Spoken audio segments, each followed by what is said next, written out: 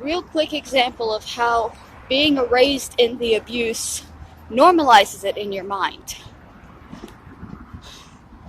My Aunt Martha and Kathy used to have problems with pain medications, and they would come down to Florida to purchase them from our family drug dealer, who also might be the family lawyers. So they would tell their husbands that they were coming down to visit Mama. And they would visit, but they would cut the visits in half, travel to the other side of town, and purchase a buttload of pain medication, and head back up to Georgia to pass them around. So the husbands started putting a time limit on how long they could take to make that 8-hour trip from the time that they told them, we're leaving Mom's, because they knew what they were doing. Everybody knew what they were doing, and they were trying to control it.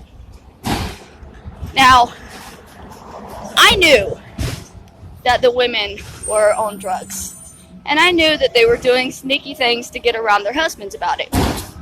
And I thought that their husbands were abusive, controlling assholes. Because that's how you think when you're raised around it and it's the norm. Now looking back on it, I understand that their husbands were treating them like children to desperately try to control drug addicts that can only be controlled by treating them like children. But there was no way you were going to convince me that my uncles were not the ones in the wrong back in those days, because I had been too normalized to the rampant drug abuse in this family.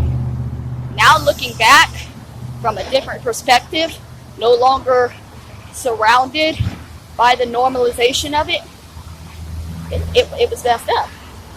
And my uncles were obviously trying to help them.